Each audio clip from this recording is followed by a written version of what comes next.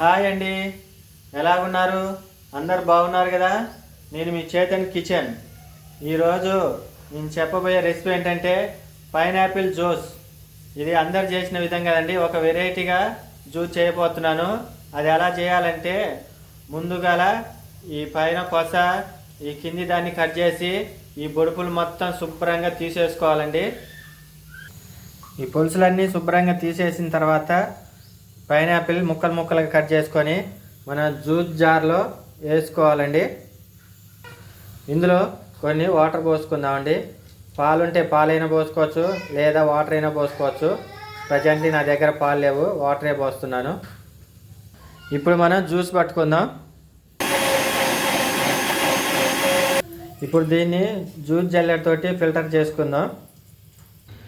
Juice అండి ఇది. ఇందులో ఇప్పుడు అందరూ పంచదార, ఐస్ వేసుకొని తాగుతారు జ్యూస్లల్లో. కానీ ఎప్పుడైనా సరే ఏ జ్యూస్ అయినా కానీ ఐసు పంచదార వేసుకొని తాగొద్దండి. అలా తాగితే జలుబు దగ్గు చేస్తుంది, ఇబ్బంది అవుతుంది. తీపి కోసం ఇందులో నేను కలుపుతున్నానంటే ఇది ఖర్జూర సిరప్ అండి.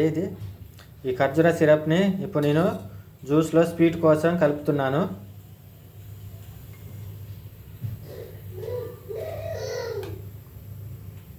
ఖర్జూర సిరప్ వేసుకొని బాగా కలుపుదాం.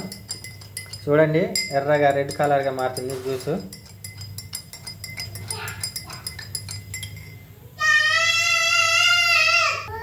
ఈ జ్యూస్ వల్ల చాలా బెనిఫిట్స్ ఉన్నాయండి. ఖర్జూర సిరప్ వేయడం వల్ల హెల్త్కి చాలా మంచిదండి, షుగర్, ఐస్ కన్నా. నా వీడియో కనుక మీకు నచ్చుంటే ఒక లైక్, షేర్, కామెంట్, సబ్స్క్రైబర్ చేసుకొని పక్కనే ఉన్న గంటను కొట్టండి. ప్లీజ్ అండి, కొత్త వారిని ఎంకరేజ్ చేయండి. Please subscribe.